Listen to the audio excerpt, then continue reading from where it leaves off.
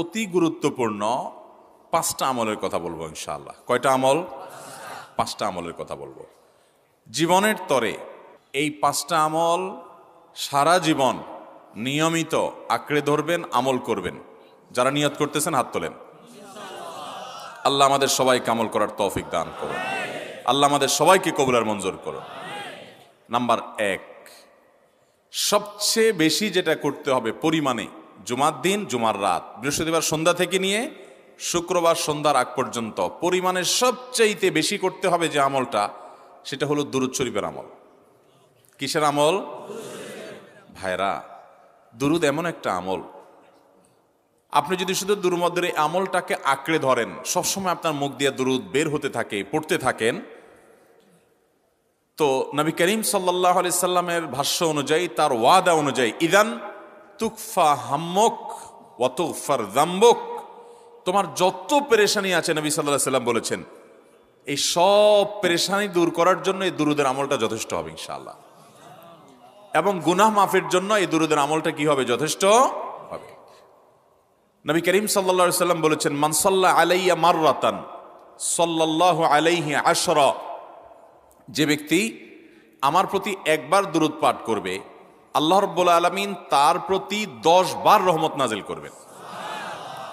কয়বার রহমত নাজিল করবেন? আপনার জীবনে 10টি জায়গায় খুব ক্রাইসিসে পড়ে গেছেন, কোনো জটিল সিচুয়েশনে মুখোমুখি হয়ে গেছেন, বিপদের মধ্যে পড়ে গেছেন, ওই জায়গায় আল্লাহর রহমত পাবেন। এরকম একবার দুরূদ পাঠ করবেন হক আদায় করে, যথাযথভাবে মহব্বতের সাথে 10 বার আপনার জীবনে আল্লাহ তাআলা অনুগ্রহ নাজিল করবেন। নবী করিম সাল্লাল্লাহু আলাইহি ওয়াসাল্লাম বলেছেন, আকসিরু আলাইয়া মিনাস সালাতি মিন ইয়াউমিল জুমআতি ওয়া লাইলাতিল জুমআহ, তোমরা জুমার দিন এবং জুমার রাতে আমার প্রতি বেশি বেশি দুরূদ পাঠ করবে, দুরূদ প্রেরণ করবে।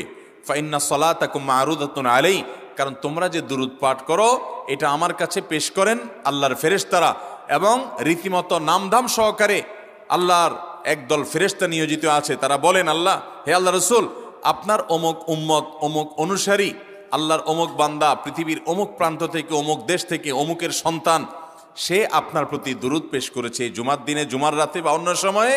এটা নবী করিম সাল্লাল্লাহু আলাইহি সাল্লামের কাছে রিপোর্ট দেওয়া হয় আল্লাহর নিযুক্ত ফেরেশতাদের মাধ্যমে।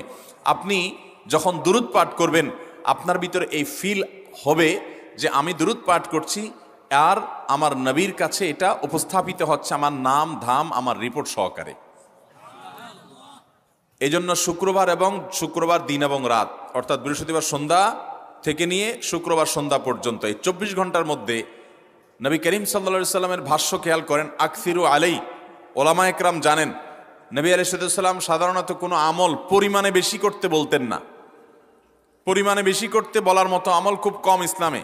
গোটা কোরআন যদি খোলেন আপনি, পরিমাণে অধিক করতে বলা হয়েছে এরকম আমল খুব বেশি পাবেন না। তোমরা বেশি বেশি করে নামাজ পড়ো, বেশি বেশি করে রোজা রাখো, এরকম কথা কোরআন হাদিসে নাই। অবশ্যই একজন ইমানদার 5 ওয়াক্ত ফরজ নামাজের পাশাপাশি অধিক পরিমাণে নফল নামাজও পড়বেন, সেটা ভিন্ন কথা। কিন্তু কোরআনে বেশি পরিমাণে আল্লাহর জিকির করার কথা বলা হয়েছে। আর নবী করিম সাল্লাল্লাহু আলাইহি সাল্লাম বৃহস্পতিবার সন্ধ্যা শুরু হলে শুক্রবার সন্ধ্যার আগ পর্যন্ত বেশি পরিমাণে করতে বলেছেন যে কাজটা, সেটা হলো দুরূদ শরীফের আমল। অতএব ভাইরা আমার, বৃহস্পতিবার সন্ধ্যা থেকে নিয়ে শুক্রবার সন্ধ্যা পর্যন্ত, আপনি দোকানদার মানুষ, বৃহস্পতিবারে ব্যবসা করছেন, দোকানদারি করছেন, কোনো অসুবিধা নেই। আপনার অবসর সময়গুলোতে মুখ দিয়ে দুরূদ পড়তে থাকবেন। দুরূদের মধ্যে সবচেয়ে শ্রেষ্ঠ দুরূদ হলো নামাজে যেটা পড়েন, দুরূদ ইব্রাহিম। আল্লাহুম্মা সাল্লি আলা মুহাম্মদ ওয়া আলা আলি মুহাম্মদ কামা সাল্লাইতা আলা ইব্রাহিম ওয়া আলা আলি ইব্রাহিম ইন্নাকা হামিদুম। আল্লাহুম্মা বারিক আলা মুহাম্মদ ওয়া আলা আলি মুহাম্মদ কামা বারাকতা আলা ইব্রাহিম ওয়া আলা আলি ইব্রাহিম ইন্নাকা হামিদুম। তাহলে দুরূদের এই আমলটা, এটা করার জন্য আল্লাহ তাআলা এমন সহজ করে দিয়েছেন যে ওযুর প্রয়োজন নাই। আপনার ওযু নাই, তারপর আপনি দুরূদ পাঠ করতে পারবেন। এবং আপনি এই বড় দুরূদ পড়ার মতো সময় নাই, তো আপনি একেবারে সবচেয়ে সংক্ষিপ্ত দুরূদ পড়েন সাল্লাল্লাহু আলাইহি ওয়াসাল্লাম, তাতেও দুরূদ পাঠের সওয়াব পাবেন। চেষ্টা করব তো ইনশাআল্লাহ। শুক্রবার আসবে, দুরূদ বেশি বেশি করে পাঠ করব। আপনি দোকানে কাজ করেন, আপনার দোকানে আপনার সহকর্মী আরও কাজের লোক আছে, আপনি সবাইকে স্মরণ করাবার জন্য নিজে জোরে জোরে দুরূদ শরীফ পড়বেন এবং বলবেন যে শুক্রবার শুরু হয়ে গেছে, সবাই দুরূদ শরীফের আমল করো। ভাইরা আমার, আমি আমার জীবনের কথা বলতে পারি। আমার জীবনে ওই যে হাদিসের উপরে ইয়াকিন এবং বিশ্বাস আলহামদুলিল্লাহ ছিল, আমার জীবনে আমি অনেকবার দেখেছি এরকম জটিল পরিস্থিতি হয়েছে যে দেয়ালে পিঠ থেকে গেছে, নড়ার জায়গা নাই, আর কোনো আপাত দৃষ্টি থেকে এই বিপদ থেকে উদ্ধারের কোনো পথ নাই। দুরুদ, ইস্তেগফার, দোয়া ইউনুস, এই 3 আমল পাশাপাশি ইয়াজাল জালাল ওয়াল ইকরাম, এই 4টা জিনিসকে এমনভাবে ধরছে, বিশেষ করে দুরুদ, স্পেশালি সারাক্ষণ দুরুদ। আল্লাহ রাব্বুল আলামিন এমনভাবে সহযোগিতা করেছেন, এমনভাবে উদ্ধার করেছেন যে কল্পনা করলে অবাক লাগে এখন যে এটা কিভাবে সম্ভব। ভাইরা আমার, এক সাহাবী নবী করিম সাল্লাল্লাহু আলাইহি ওয়াসাল্লামের কাছে এসে বলছি, ইয়া রাসূলুল্লাহ, আমি যে দোয়া করি এই দোয়ার মধ্যে আমি নিজের জন্য করব, আমার ছেলে মেয়ের জন্য করব, অনেক কিছু করব, এটা সেটা, রিজিক চাইবো, সুস্থতা চাইবো, অনেক কিছুই তো আল্লাহর কাছে চাইবো। আপনি তো আল্লাহর রাসূল, আপনার জন্য দোয়া করলে আমাদেরই লাভ, একবার দোয়া করলে আল্লাহ 10 বার রহমত নাজিল করবেন, তো আপনার জন্য আমার দোয়ার ভিতরে কত % রাখবো? সাহাবী বারবার বিভিন্ন পার্সেন্টেজ বলছিলেন যে 3 ভাগের 1 ভাগ আপনার জন্য রাখি ইয়া রাসূলুল্লাহ, অর্ধেক রাখি, আরো বেশি করে রাখি। তিনি যত বলছেন নবী করিম সাল্লাল্লাহু আলাইহি ওয়াসাল্লাম আরো বাড়ানোর জন্য তাকে উৎসাহ দিচ্ছিলেন। এক পর্যায়ে যখন তিনি বললেন, ইয়া রাসূলুল্লাহ, আমি আমার কোনো দোয়ার সবটুকু যখন আপনার জন্য নিবেদন করব, আমি কোনো একবার যখন দোয়া করব, দোয়া শুধু আপনার জন্যই করব যখন, অর্থাৎ পিওর দুরূদ যখন পড়ব, নিজের জন্য আর কিছু চাইব না, শুধু আপনার জন্যই যদি চাই কোনোবার, তাহলে তখন নবী করিম সাল্লাল্লাহু আলাইহি ওয়াসাল্লাম বলেছেন, ইদান তুকফা হাম্মুক ওয়া তুগফার যামবুক, তাহলে তোমার সকল পেরেশানি থেকে উদ্ধারের জন্য এই দুরূদটাই যথেষ্ট হয়ে যাবে, এবং তোমার সকল গুনাহ মাফের জন্য এটা যথেষ্ট হয়ে যাবে। মোহতারাম হাজরিন, দুরুদের আমলটা এত সুন্দর আমল, কিন্তু আবার তাড়াহুড়া করে পড়বেন না, সাল্লাল্লাহু আলাইহি সাল্লাম সাল্লাল্লাহু আলাইহি সাল্লাম সাল্লাল্লাহু আলাইহি সাল্লাম সাল্লাল্লাহু আলাইহি সাল্লাম সংখ্যা বাড়ানোর জন্য হুলস্থুল করে পড়লেন না, মুহাব্বতের সাথে সাল্লাল্লাহু আলাইহি ওয়াসাল্লাম সাল্লাল্লাহু আলাইহি ওয়াসাল্লাম আল্লাহুম্মা সাল্লি আলা মুহাম্মদ, অর্থ বুঝে বুঝে আল্লাহুম্মা সাল্লি আলা মুহাম্মদ মানে কি, আল্লাহ আপনি মুহাম্মদের প্রতি শান্তি বর্ষণ করুন। আরে ভাই, মুহাম্মদ সাল্লাল্লাহু আলাইহি সাল্লামের প্রতি আল্লাহ তাআলা শান্তি এমনি বর্ষণ করবে, আপনি আমি দোয়া করলেও করবে, না করলেও। কিন্তু মাঝখান থেকে আমরা, ভাইরা আমার, কোনো বড় কর্মকর্তার কাছে আপনার কোনো কাজের ঠেকা আছে, কর্মকর্তার ওই ছেলেটার আপনি দেখছেন যে খাচ্ছে না, আপনি যদি বলেন, স্যার ছেলেটা খাচ্ছে না স্যার, একটু ডাক্তার দেখান স্যার, এভাবে তো বাঁচবে না, ওর কষ্ট হচ্ছে স্যার, আপনি বললেও উনি ওনার ছেলের দিকে কেয়ার করবে, কিন্তু আপনি এটা বলার কারণে তার নৈকট্য পাবেন কি পাবেন না, তার সিম্প্যাথি পাবেন কি পাবেন না। আরশে আজিমের মালিক তার হাবিবকে এত মহব্বত করেন, তিনি তার হাবিবের প্রতি এমনিতেই রহমত নাজিল করবেন, তাকে বিভিন্ন মর্যাদা আগে থেকেই দেওয়ার ঘোষণা দিয়ে রাখছেন, কিন্তু আপনি আমি দোয়া করলে আল্লাহ তাআলা তার মাধ্যমে আমাদের ভাগ্যকে সুপ্রসন্ন করে দিবেন। দুরুদের আমলকে জীবনের তরে আঁকড়ে ধরবেন ভাই, শুধুমাত্র জুমার দিন আর জুমার রাত না, সব সময় অধিক পরিমাণে। এরাবিয়ানদের মধ্যে আমলটা খুব বেশি আছে, তাদের দেখবেন তারা 2টা আমল, মুখে 2টা আমল, ভালো মন্দ তাদের মধ্যেও আছে, কিন্তু এই 2টা আমল তাদের মধ্যে খুব ভালো।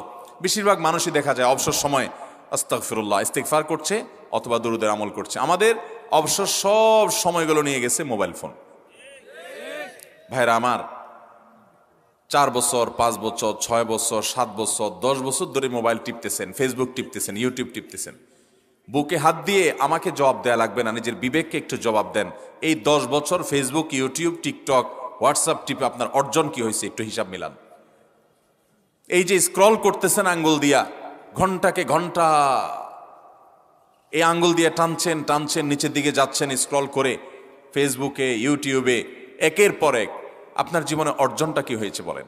ভাইরা আমার, এই মোবাইলের নিয়ন্ত্রণ করতে হবে, প্রয়োজনে ব্যবহার করতে হবে, কিন্তু এটাকে অনিয়ন্ত্রিত ব্যবহার করা যাবে না। একেবারে যখন তখন সারাদিন টিপাটিপি করলেন, আজকাল তো পোলাপান টয়লেটে গেলেও নিয়ে যায়।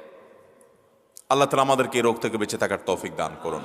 ভাইরা আমার, জীবনটাকে পরিবর্তন করতে হয়, সারা জীবন তো একরকম থাকলে হবে না। বহুত পাগলামি করেছি, আসুন নিজেকে সংশোধন করি। তাহলে জুমার দিন উপলক্ষে 1 নম্বরের আমল বলেছি, বেশি বেশি কোন আমল করতে হবে?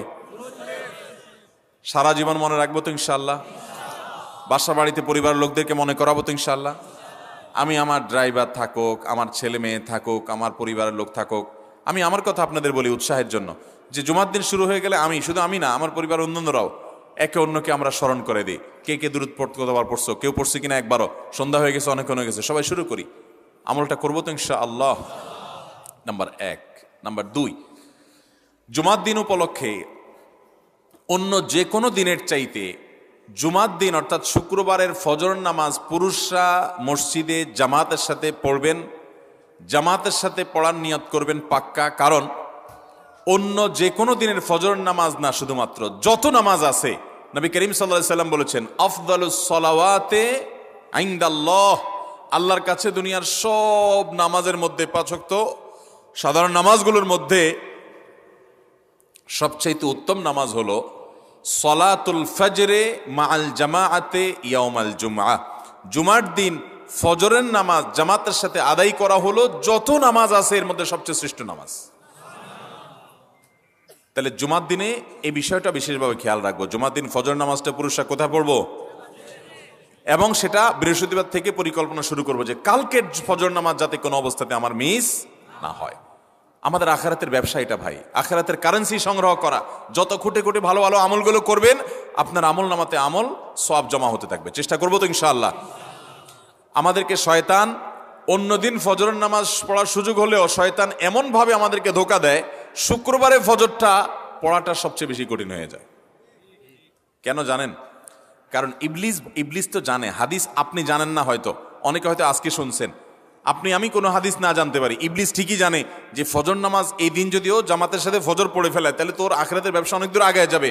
ওর সাথে তো আমাদের বাবা আদমের সাথে সেই চ্যালেঞ্জ, আদম আলাইহিস সালামকে সিজদা করতে বলা হয়েছে, সে তো করে নাই, তার সৌজন্য বা তার জন্য সিজদা নিবেদন করে নাই, আল্লাহ তাআলা সেজন্য তাকে জান্নাত থেকে বের করে দিয়েছে।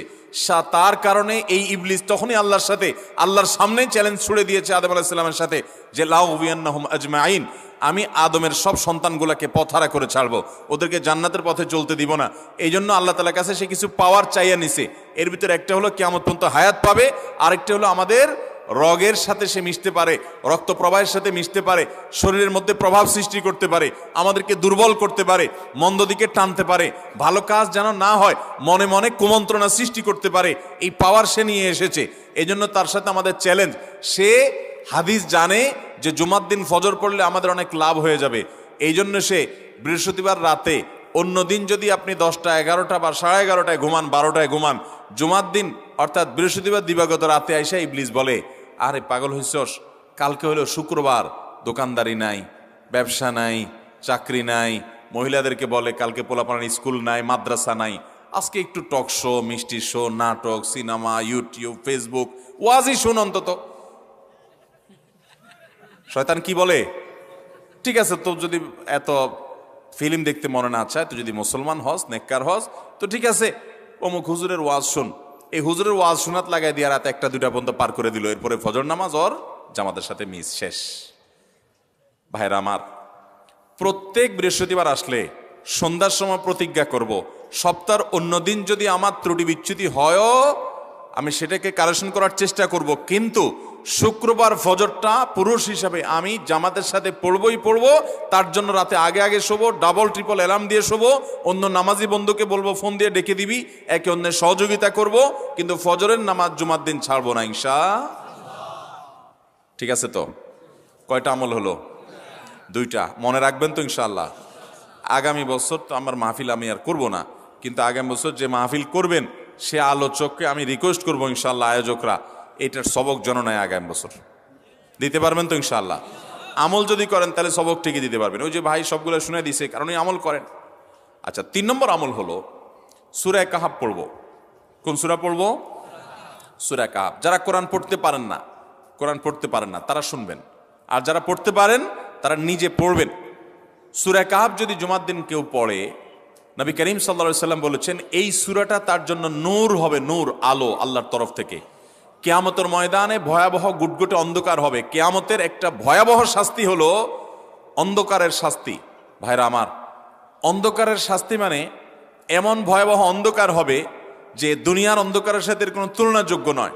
সেই ভয়াবহ অন্ধকারে কিছু আমল আছে যে আমলগুলো মানুষের ওই অন্ধকারের মধ্যে আলোর কাজ দিবে। এর মধ্যে একটা হলো অজুর অঙ্গগুলো যদি কেউ ভালো করে অজু করে, সুন্দর করে ডলে ডলে যেন শুকনা না থাকে, উত্তম রূপে যদি অজু করে কেউ, পানি অপচয় না করে, পানি অল্প নেয় কিন্তু ডলে বেশি, সুন্দর করে যদি কেউ অজু করে, এই অজুর অঙ্গগুলো কিয়ামতের ময়দানে উজ্জ্বল হয়ে জলজল করে জ্বলতে থাকে এবং তার জন্য আলোর কাজ দেয়। সবাই যখন অন্ধকারের আযাবের মধ্যে নিমজ্জিত থাকে, হাহুতাশ করে, তখন এই ব্যক্তির এই আমলটা তার আলো ভূমিকা আসে।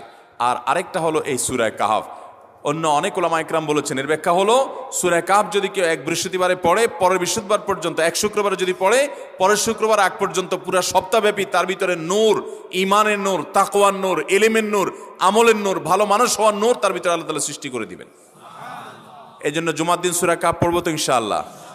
আলহামদুলিল্লাহ ভাই, আপনাদেরকে যে আমলগুলো করছি এগুলো আমি, আমার পরিবার সদস্য, পরিচিত, সহকর্মী, আমি চেষ্টা করি সবাইকে স্মরণ করানোর এবং আমল করার চেষ্টা করি।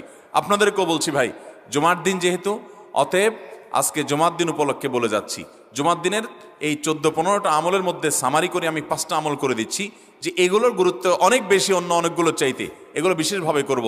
তাহলে এর মধ্যে প্রথমটা চলে গেল দুরুদ বেশি বেশি করে পড়ব।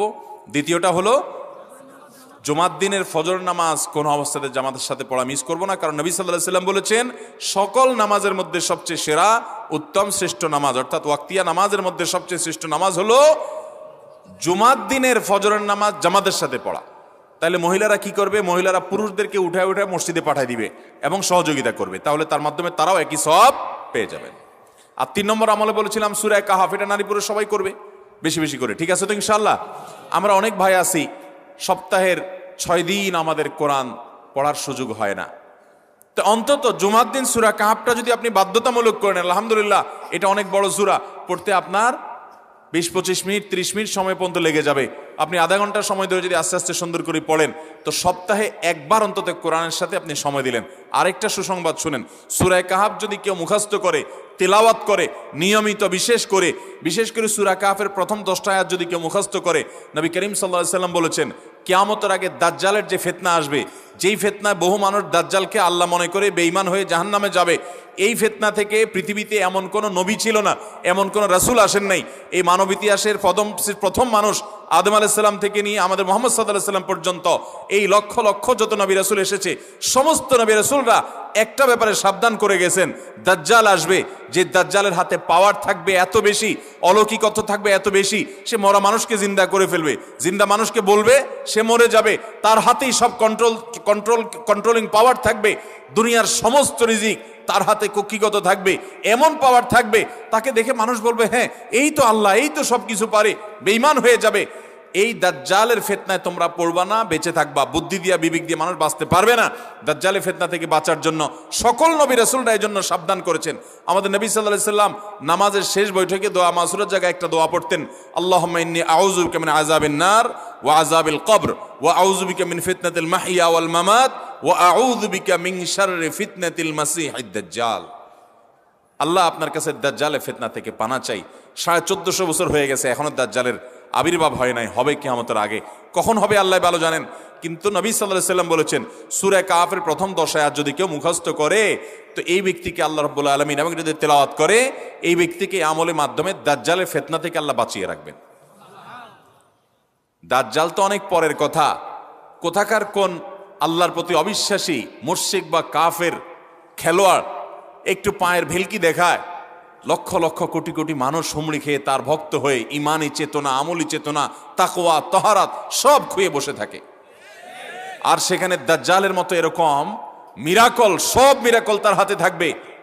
এরকম পরিস্থিতি যখন আসবে তখন মানুষ কি করবে? এখন এই যে তথ্য প্রযুক্তির উন্নতির এই সময়ে কত মুসলমানের সন্তান বেঈমান হয়ে যাচ্ছে, বিজ্ঞানরাই তারা আল্লাহ বানায় বসে থাকতেছে, আছে না নাই? ধারণামূলক বিষয়কে তারা চূড়ান্ত বিষয় বানিয়ে বসে আছে, বেঈমান হয়ে যাচ্ছে। এবং টাকার যে কারিশমা, টাকা দিলে সব হয়ে যায়, টাকা নাই তো কিছুই হয় না। এই জন্য বেঈমান হয়ে অনেকে বলে যে টাকাই নাকি দ্বিতীয় খোদা, নাউজুবিল্লাহ। ভাইরা আমার, দুনিয়ার এই ভেলকি কি দেখছি আমরা? কিয়ামতের আগে ভেলকি আরো অনেক দেখবে আমাদের পরবর্তী প্রজন্ম, আমাদের ছেলে মেয়েরা, নাতিপুতিরা আরো অনেক ভেলকি দেখবে। এমন ভেলকি দেখবে যে তাদের আল্লাহর প্রতি ঈমান আনা, আখিরাতের প্রতি বিশ্বাস করাটা কঠিন থেকে কঠিন হয়ে যাবে। এরকম পরিস্থিতি তৈরি হবে দুনিয়াতে। তথ্য প্রযুক্তির উন্নতির নাম দিয়ে, এটার নাম দিয়ে, সেটার নাম দিয়ে মানুষের জীবনযাত্রা সহজ হবে, কিন্তু এর মাধ্যমে মানুষের ঈমান দুর্বল হওয়ার অনেক সম্ভাবনা, সংখ্যা তৈরি হবে এবং শয়তান সেগুলো সৃষ্টি করবে। এই আশঙ্কা থেকে বাঁচার জন্য সূরা কাহফটা হলো মহৌষধের মতো। অতএব জুমার দিন প্রত্যেক শুক্রবারে সূরা কাহফ পড়ব তো ইনশাআল্লাহ। মায়েরা, বোনেরা, আমরা ভাইয়েরা যারা আছি, বাবারা যারা আছি, আল্লাহর ওয়াস্তে জীবনের তরে নিয়ত করে নেন আজকের মাহফিল থেকে জীবনে কখনো বৃহস্পতিবার সন্ধ্যা থেকে শুক্রবার সন্ধ্যার আগ পর্যন্ত আমার হাজার ব্যস্ততা থাকুক, সূরা কাহাফটা পড়া ছাড়া আমি কোনো কাজ করব না আমি আল্লাহর অনেক বান্দাকে ব্যক্তিগতভাবে জানি, আমি নিজেও এতটা গুরুত্ব দিয়ে করতে পারি না। অনেক বড় সরকারি কর্মকর্তা, অনেক বড় পদের নাম আমি বলবো না, আমাকে বলে ভাই আমি মাগরিবের পর, ব্যক্তিগতভাবে আমি জানি উনি খুব সৎ মানুষ, সব মানুষ একরকম হয় না, সৎ মানুষ। উনি বললেন ভাই মাগরিবের পরে আমার ফ্যামিলির সব বাচ্চা কাচ্চা সবাইকে আমি বলি, আমি ব্যস্ত থাকলেও বলি যে মাগরিবের পরে আগে সবাই সূরা কাহাফটা পড়ে ফেলো, এরপর অন্য সব আমল। আমরাও চেষ্টা করবো না ইনশাআল্লাহ। কয়টা আমল গেল? 3টা, আর 2টা আছে। 4 নম্বর আমল হলো, দুনিয়াতে যত ফজিলতপূর্ণ আমল আছে এর মধ্যে সবচেয়ে বেশি ফজিলতপূর্ণ আমল এটা, খুব সহজ আমলটা, খুব সহজ, প্রত্যেক শুক্রবার আমরা এটা করতে পারি। আমলটা হলো নবী করিম সাল্লাল্লাহু আলাইহি ওয়াসাল্লাম বলেছেন, মান বাক্কারা ইয়াউমাল জুমআতি ওয়াবতাকার, যে ব্যক্তি জুমার দিন আগে আগে ঘুম থেকে উঠবে, ভোরে ঘুম থেকে উঠবে, যে ফজর নামাজ পড়তে হবে, যে তাহাজ্জুদ পড়তে পারলে আরো ভালো, এবং মসজিদে আগে আগে যাবে, তাহলে আগে আগে ঘুম থেকে উঠবে, সবাইকে বাসার ডেকে দিবে, আগে আগে ঘুম থেকে উঠাবে। ওয়াগাসসালা ওয়াগতাসাল, ফরজ গোসল হলে ফরজ গোসল করবে, উত্তম রূপে গোসল করবে, ভালো করে গোসল করবে জুমার দিন। ওয়ামাশা ওয়ালাম ইয়ারকাব, জুমার নামাজের জন্য পায়ে হেঁটে মসজিদে যাবে, বাহনে চড়বে না। কেউ যদি মাজুর হয় সে বাহনে চড়লেও চলবে, কিন্তু সাধারণ যারা সুস্থ আছেন পায়ে হেঁটে মসজিদে যাবেন, বাহনে চড়লেন না, জুমার দিনের কথা, জুমার নামাজের কথা। ওয়াদানা মিনাল ইমামে ওয়ালাম ইয়ালগু, ইমামের কাছাকাছি গিয়ে বসবে, দূরে না, যত কাছে যেতে পারে একদম সামনের কাতার ইমামের কাছাকাছি গিয়ে বসবে, কোনো অনর্থক কথা বলবে না, দুনিয়াবি কথা বলবে না, বেহুদি কাজ করবে না। ওখানে গিয়ে যতক্ষণ সময় পাবে জিকির, আজকার, তেলাওয়াত, তাসবিহ, দোয়া, রোনাজারি, কান্নাকাটি, বই পড়া, দিনী কাজ করা, এর মধ্যে সে কাটাবে নিজেকে। এই কয়েকটা কাজ যদি করে তাহলে কাজ কয়টা হলো? আগে আগে ঘুম থেকে উঠা, ওই যে ফজর নামাজ জামাতের সাথে পড়া ইত্যাদি, গোসল করা উত্তম রূপে, আর পায়ে হেঁটে মসজিদে যাওয়া, বাহনে না চড়া। 4 নম্বর হলো ইমামের কাছাকাছি গিয়ে বসা, কোনো অনর্থক কাজ না করা। এই 4টা কাজ যদি কেউ জুমার দিনে করে, নবী করিম সাল্লাল্লাহু আলাইহি সাল্লাম বলেছেন ওই ব্যক্তি বাসা থেকে মসজিদ পর্যন্ত যে আসলো, যতগুলো পা ফেলবে, যতগুলো স্টেপ ফেলবে, যতগুলো কদম দিবে, প্রতিটা কদমের বিনিময়ে আল্লাহ রাব্বুল আলামিন তার অ্যাকাউন্টে, তার আমল নামাতে 1 বছর রাত জেগে, সারা রাত জেগে তাহাজ্জুদ নামাজ পড়লে, এবং 1 বছর সারা দিন, প্রত্যেকটা দিন পুরা বছর জুড়ে নফল রোজা রাখলে যে পরিমাণ সওয়াব পাইতো, 1 বছর নফল রোজা, 1 বছর রাতভর জেগে তাহাজ্জুদের নামাজ পড়ার সওয়াব মাত্র একটা কদম ফেলার বিনিময়ে দিবেন।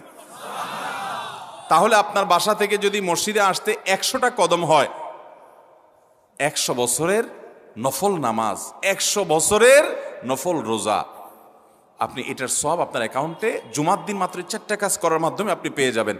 এবং এটি অনেক হাদিস বিশ্লেষকগণ বলেছেন, কোরআন হাদিসে বহু ফজিলতের কথাই বলা আছে, এত বিপুল পরিমাণে, এত অধিক পরিমাণে সওয়াবের কথা যে কারোর বাসা থেকে অনেকের আছে যেতে 500 স্টেপ পড়বে। 500 স্টেপ পড়লে কতটুকু হয়? সামান্য একটু জায়গা যেতে 500 কদম হয়ে যায়। অনেকের বাসা থেকে যেতে 500 কদম পড়ে, 300 কদম হয়। তো সে এই 500 বছর নফল নামাজ, নফল রোজা, রাত ভর দিন ভর করার সওয়াব, কন্টিনিউয়াসলি করার সওয়াব মাত্র এই মসজিদে গেল আসলো, এই 4টা শর্ত পূরণ করে সেটা সওয়াবটা পেতে পারে।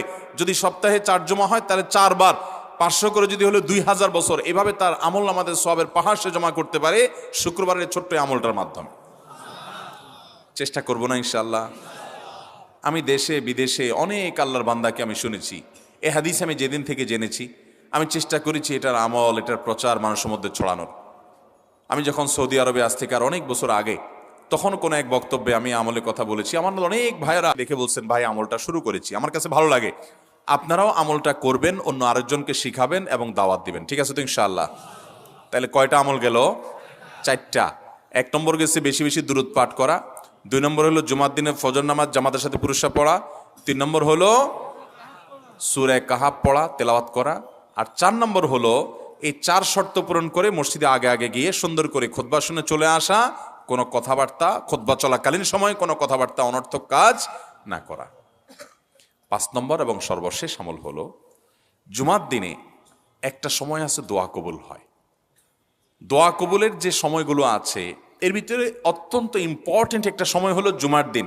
শুক্রবারের একটা সময় সম্পর্কে নবী সাল্লাল্লাহু আলাইহি ওয়াসাল্লাম বলেছেন যে একটা সময় আছে শুক্রবারের, এই সময়ে বান্দা কোনো দোয়া করলে আল্লাহ তাআলা ফিরিয়ে দেন না, কবুল করেন। কিন্তু সময়টা যে ঠিক কখন, এটা হাদিসে নবী সাল্লাল্লাহু আলাইহি ওয়াসাল্লাম বলেন নাই, যাতে করে হয়তো আমরা সারাদিনেরই কম বেশি দোয়ার চেষ্টা করি। এই বিষয়ে মুহাদ্দিসগণ, হাদিস বিশ্লেষকগণ, পণ্ডিত ওলামা একরামগণ হাদিসের বিভিন্ন আকার ইঙ্গিতকে গবেষণা করে, অ্যানালাইসিস করে এক একজন এক এক সময়ের কথা বলেছেন। তবে বেশিরভাগ ইমাম, বেশিরভাগ পণ্ডিত ওলামা একরাম, বেশিরভাগ আপনার ইসলামিক স্কলারগণের বক্তব্য হলো যে এই সময়টা হলো জুমার দিনের শেষ প্রহর, আসরের পর থেকে নিয়ে সূর্য ওঠার আগ পর্যন্ত এই সময়টা। অতএব আমরা জুমার দিনের 5 নম্বর আমল হলো বেশি বেশি করে সারাদিনই কম বেশি দোয়া করব। দোয়ার জন্য সবসময় হাত তোলাও জরুরি না, যদিও সাধারণ অবস্থায় দোয়ার জন্য হাত তোলা আদব, কিন্তু আপনি চলতে ফিরতে, উঠতে বসতে, কাজের ফাঁকে আপনি আল্লাহর কাছে মনে মনে দোয়া নিবেদন করবেন। অনেক চাওয়া আমাদের কাছে, আমাদের আল্লাহর কাছে আছে। ভাইরা আমার, নবী রাসূলুল্লাহ সাল্লাল্লাহু আলাইহি ওয়াসাল্লাম বলেছেন কারোর পায়ের জুতার ফিতাটা ছিঁড়ে গেছে হাঁটার সময়, এটার এমন কি লাগালে ঠিক হয়ে যাবে, কিন্তু একজন ইমানদার ওইটার জন্য সে আল্লাহর কাছে সাহায্য চাইবে, আল্লাহ এটাও একটা বিপদ, একটা ছোট বিপদ থেকে অনেক কিছু ঘটে যায়, আপনি আমাকে উদ্ধার করেন। সে সবসময় আল্লাহর দিকে মনোনিবেশ করবে। নবী করিম সাল্লাল্লাহু আলাইহি ওয়াসাল্লামের পুরো জীবনকে যদি আপনি অ্যানালাইসিস করেন, আপনি অবাক হয়ে যাবেন। একটা বই আছে বাংলায়, বান্দার ডাকে আল্লাহর সাড়া, এটা বাংলা অনুবাদিত নাম। এই বইয়ের লেখক হলেন হিসনুল মুসলিমের যে রচয়িতা, উনি শেখ সাঈদ আল গাহতানি রহমতুল্লাহি আলাই। ওনার সোহবতে যাওয়ার, ওনার সান্নিধ্যে থাকার, একাধিকবার খুব কাছাকাছি বসার সুযোগ আমার হয়েছে। সৌদি আরবের একজন বড় আলেম ছিলেন, দুনিয়া থেকে চলে গেছেন। তো ওনার লেখা বান্দার ডাকে আল্লাহর সাড়া, এই বইটা বেশ মোটা সোটা একটা বই।